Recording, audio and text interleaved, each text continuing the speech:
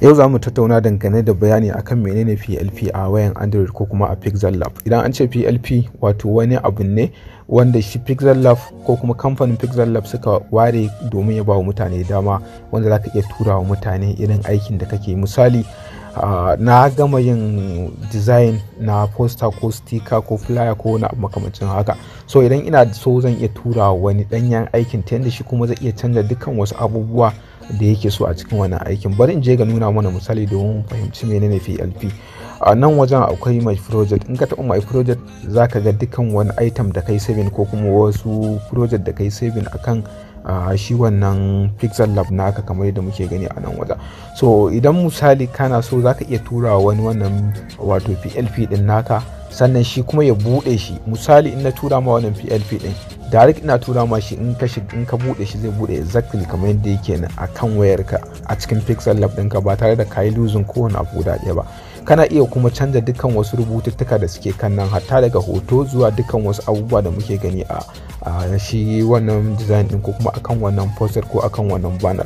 So bari in ɗauka mana abu guda ɗaya sai mu ga yanayin yadda aikinsa yake. Daga nan akwai player da muka yi na graphic class kamar yadda muke gani a nan wajen. So idan na tura ma misali na tura ma PLP ko na tura ma project din wannan, zai baka damar da zaka canza dukkan wani rubutu ko wani hoto ko wani item da yake kan wannan banner ko flyer. Misali ina so zan canja wannan ko in canja kalar rubutun canja hoton ko in canja siffar hoton ko na makamancin haka. To idan na tura ma danyen aikin exactly zaka iya canja dukkan wasu abubuwa da kake so. Daga nan wajen bari in cire mushi kwado. Wannan shine abin da nake so in canja din. To kamar yadda muke gani nayi moving din shi. Idan na tura ma danyen aikin kai ma zaka iya moving din shi duk inda kake so kamar yadda muke gani a nan wajen. Shi sannan dadin dadawa shi wato shi wannan PLP din, idan misali na tura ma a kaddara cewa na tura ma PLP na wannan aikin sai ya zama cewa wannan style rubutun da na aiki da shi kai kuma baka da irinsa akan Pixellab ɗinka, to ina tura ma shi direct automatic zai canza wannan rubutun ko da baka da font din. Dama direct yana tafiya folder ne ko kuma suna kaman ana margin na abin ne. PLP ɗin yana margin na dukkan wasu item da suke kan wannan poster ko flyer suna margin, tunda idan mutum ya zo ya bude abin da yake yana exactly da komai haka zai bude akan wayarka. In ka ga dama kana iya canza da dukkan wasu abubuwa da ka ga dama ko na makamancin haka a shi cikin Pixellab din naka ba tare da kayi losing ko ka rasa wani abu ba.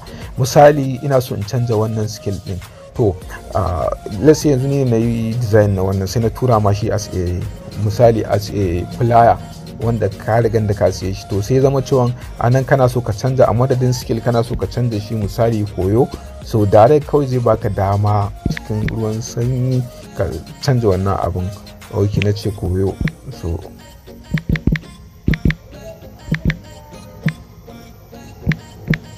to idan na ce koyo gashi ya canjo a nan wajen. So dukkan yadda muka ga wannan haka tsarin PLP yake, zaka iya canza dukkan wani project da ka ga dama ko kuma zaka iya canza dukkan wasu abubuwa da suke kan tsarin abinka ba tare da ka yi missing wani abu ko wani abu da makamancin haka. Misali daga nan akwai wannan, shi ma muna iya canza dukkan wasu abubuwa da muka ga dama a kansa. Misali mayin zai matashi, so wannan ban kammala rubutun bane ba. So shi ma exactly yana muka ga duk muna da damar da zamu iya canza dukkan wani abun da zarar mun mallaki shi wannan PLP na wannan aikin.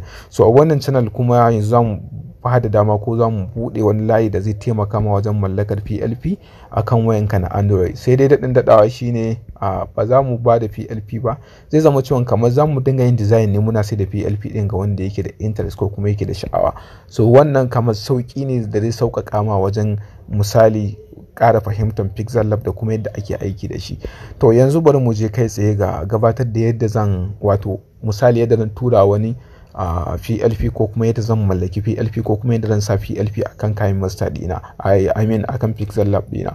So mu kaddara cewa bari ne ko da yake ina da one, amma dai bari ne 7. Yanzu bari in dauko wannan abun sticker ne na suna. So ina so in tura wani wannan sticker a mazannin PLP, wato abin da zai bashi damar da zai iya canza dukkan ayyukan. To zan taɓa wannan alamar shiya bayan ka yi saving na project ɗin kenan akan Pixellab ɗinka. Bayan ka kammala za ta faɗa ma cewa ta yi saving a cikin folder ka na Pixellab a kan wayarka kenan. So abin da za ka yi shine kawai za ka je ka shiga cikin ita wannan folder da Pixellab ɗinka, za ka shiga file manager na wayanka kamar yadda yake anan. Bayan ka shiga za ka je storage ko kuma wato wannan memory card, ya danganta da inda folder ka na Pixellab yake. So ni nawa yana cikin kan waya, so ga folder Pixellab, daga nan zan taba shi. Na taba shi zan zo zan duba can ƙasa, saboda shi PLP yana kasancewa a ƙasa ne. To wannan shine sticker da na yi aiki da ita, ko kuma sticker da na yi saving na wato PLP din shi kamar yadda muke gani a nan wajen. So direct zan iya tura mutum shi, misali ina tura ma shi ta Zanda ko na tura ma shi ta WhatsApp. So ina tura ma shi, kana da damar da zaka zo direct, ina zuwa ma kan WhatsApp din naka, zaka yi taba shi. Misali okay, ba wannan bane, wannan ne. Kana taba shi zai tambaye ka cewa kana so ka bude shi akan Pixellab ɗinka, ko kuma ma direct kana iya zuwa ka shiga cikin Pixellab naka. Misali daga nan wajen bari ne ba, wannan shine homepage da yake nuna. So za ka zo daga nan, bayan ka zo nan wajen za ka zo ka taɓa my project. Ka taɓa my project, so sai ka zo daga saman nan za ga akwai .plp, sai ka taɓa shi. To already ka riga da ka saukar da wannan abin da aka tura ma, ko kuma wannan PLP ɗin yana kan wayarka. So sai ka zo daga nan sai ka duba folder da shi wannan PLP ɗin naka yake. Mun tura shi, bari in kwafe shi da folder Pixellab saboda ban so ya confusing ɗinmu. So bari in koma file manager.